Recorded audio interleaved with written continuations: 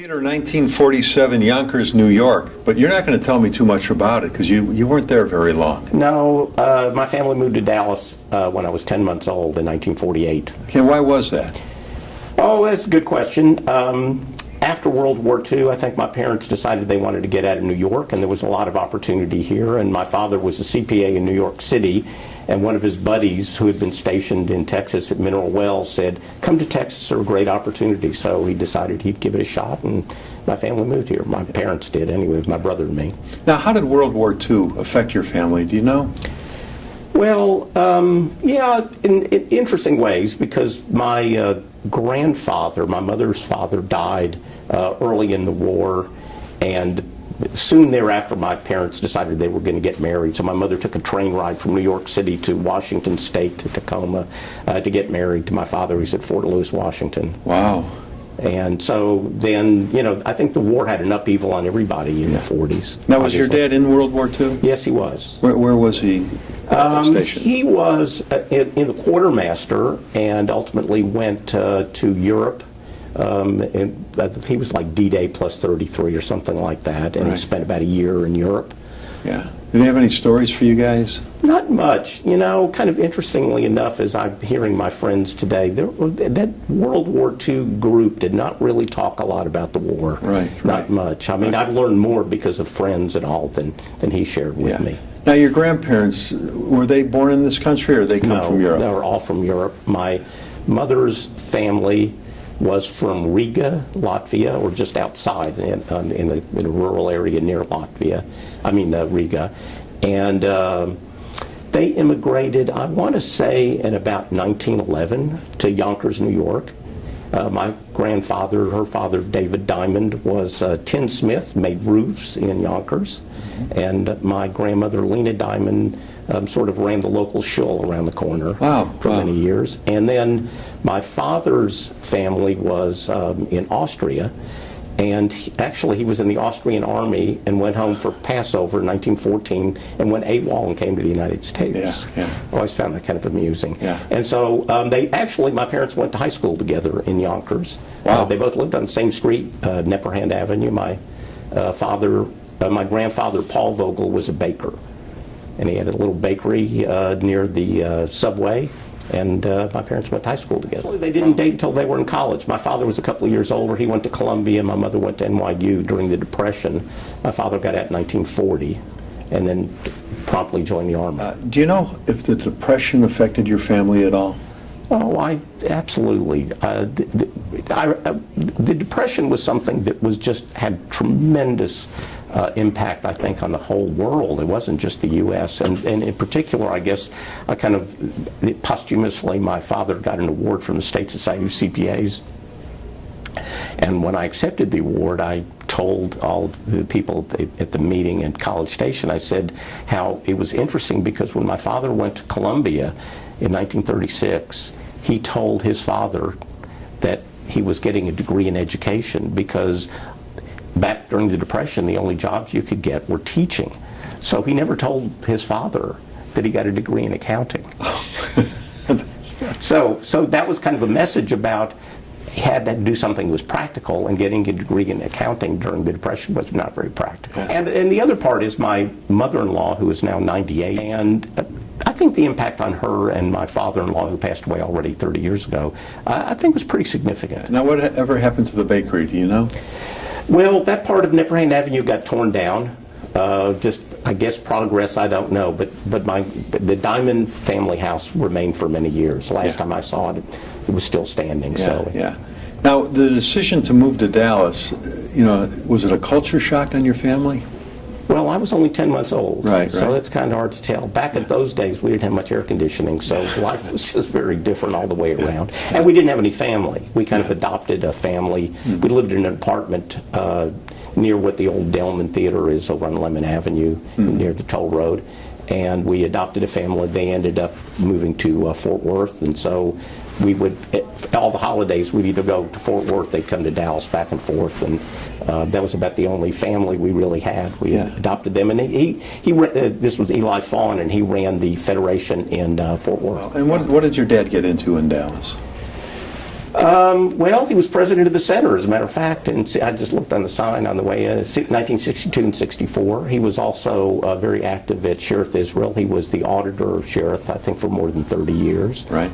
And so pretty active in the community. And actually, my parent, well, in 1984, my mother came up with a really brilliant idea, I think, and that was to create a shelter for children of homeless families, and put together something called the Dallas Jewish Coalition of about 30 different groups, and started that in 1987. And actually, my parents were killed in a plane crash in '88, and they named the place where the kids stayed the Vogel Alcove, and actually just moved into the old Dallas City Park School near where the old JCC was.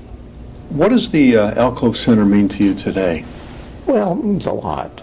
It's kind of a monument, I think, to my parents, but it's something that my mother came up with. It's an idea to help the community. Actually, not many other cities have done this. My wife is on the board. We're both very active in the Alcove. Right. And it's just something that's really special. Now, families that you guys have helped, they ever come back when they're back on their feet and talk to you guys at all? They do at the Alcove. I mean, I don't spend a lot of time there. I mean, you know, we're more supporters. I know my wife does. My wife's a speech pathologist, and she goes there periodically to help work with the kids. So they don't stay there very long. It's just a time when the parents can get vocational training and get opportunities to sort of move on. So the children aren't there very long. Yeah. Okay, well, let's jump back now. When you're a little kid in Dallas, what was fun for you guys? What did you do for a good time? Play baseball. Yeah. Well, and Mickey Mantle lived here, actually a block from Sheriff Israel, so he was my big hero, and I liked, watching him on TV and getting to see him around town. Yeah. But I like playing baseball, like sports a lot. Yeah. And where did you go to high school? I went to Hillcrest. And what was high school life like? It was pretty good. I was active, actually. High school was kind of an interesting time for me because I was very active with AZA, and I ended up my senior year in high school. I was Olive Gadol of District 7, so from Dallas, Texas, all the way to Florida. I had the whole South as my region, and got to travel on weekends, and it was a great experience. Yeah.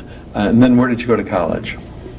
Well, I went to 3 undergraduate schools and 3 graduate schools. I kind of didn't want to stay in Dallas. Didn't want to stay in Texas. So I went to school at the University of Pacific my freshman year in Stockton, California, then the University of Wisconsin in Madison my sophomore year, and then I transferred to the University of Texas where I graduated from. Okay, Peter, you mentioned your folks had passed away in a plane crash. Can you tell us a little bit about that? Yeah.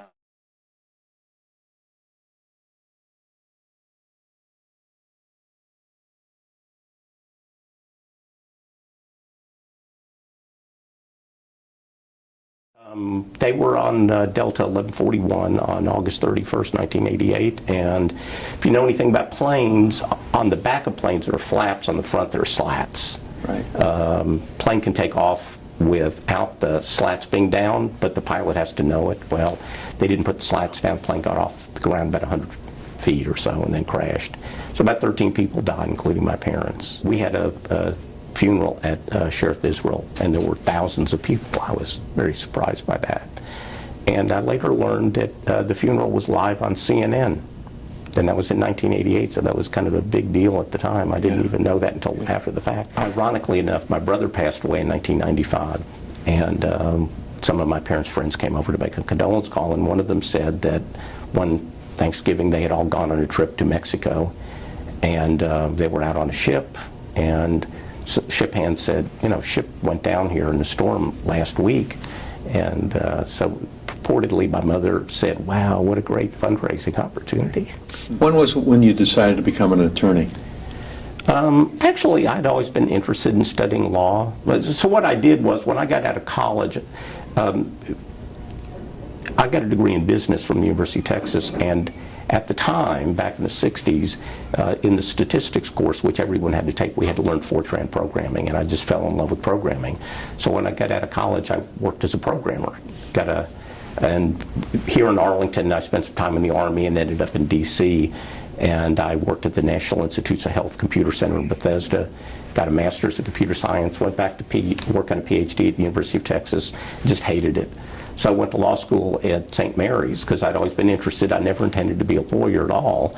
What I intended to do was do computer consulting, and I taught graduate and undergraduate computer courses all through law school. And when I graduated, came back to Dallas, passed the bar, but I worked as computer consulting, actually in my father's CPA firm. And after a couple of years, my clients asked me to represent them as a lawyer, and I thought, well, I'll give that a try. So I just hung up a shingle, and I was a sole practitioner for 14 years, and now for the past 22 years, I've been with the law firm of Gardier Wynn Sewell. Now talk to me about when you first met your first wife.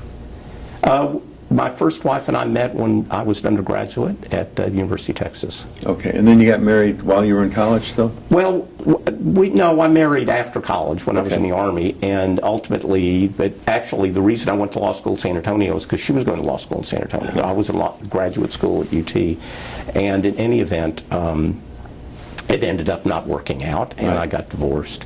Luckily, my next door neighbor and I decided that we shared a lot in common, so we've been married now, actually, as of today, which is June 16th, 2014. Last Saturday, we celebrated 1,969 consecutive weeks. And that converts to how many years? I don't know. You keep it by weeks. I love it. 38 years. You're almost off probation. Almost. Yeah. But I keep track of by weeks. Yeah, It's much more fun. Now, you have two children, both born in Dallas then? Yes. My older son, John Paul, is an attorney here in town, and he and his wife I have two grandsons from them. They have two little boys, one 4 and one 2.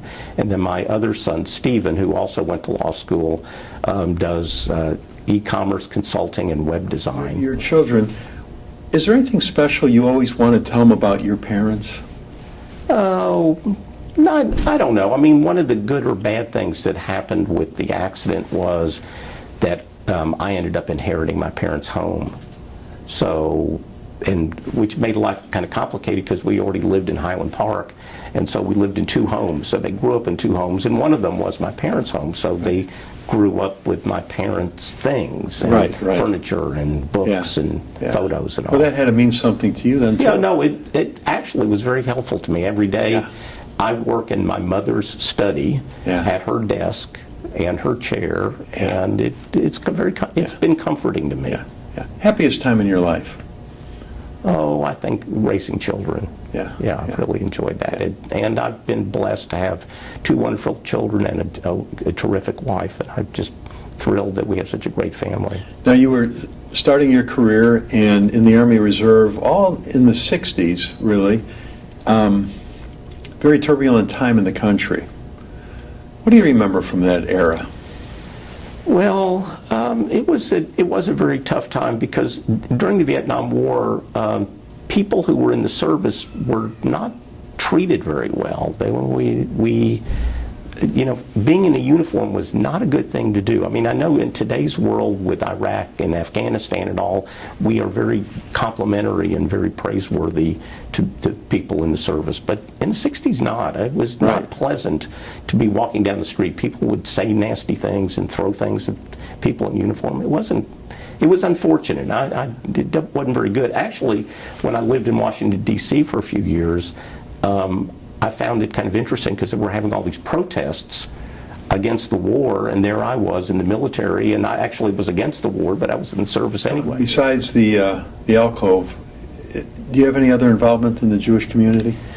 Well, I've been relatively active at Temple Emanu-El, as my wife has as well, although I tell you, I haven't had as much time to devote to the local Jewish community because what I have devoted a lot of energy to is the local bar association. I was president of the bar in 1994. Actually, I'm only the second Jewish president that the bar's ever had here.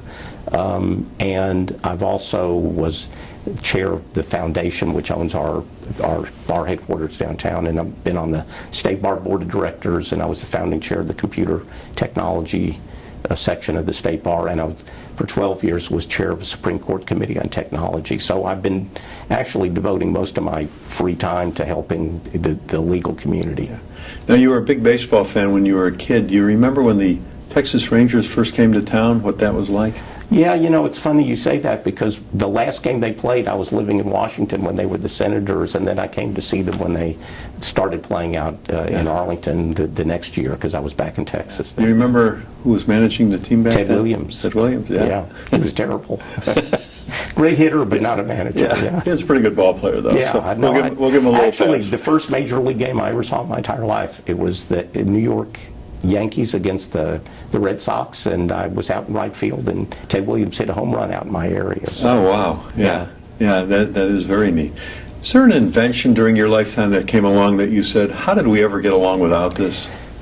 well, kind of. I mean, I specialize in computer technology and internet things, and as a matter of fact, I've been teaching. I've been an adjunct professor at SMU Law School for the past 28 years, and since 2000, I've been teaching a course on the law of e-commerce, and so I spend a great deal of time analyzing and looking at what's going on with the internet, and so I think the whole development and evolution of technology is something that is very exciting, but this is kind of what I do for a living every day. And intellectually, though, I find it very stimulating. In your lifetime, you've lived through so many momentous occasions. Of course, you know, the turbulent 60s, the President Kennedy assassination, something good, the moon landing for the first time in 69, the assassination attempt on Reagan, of course, the tragedy of 9/11.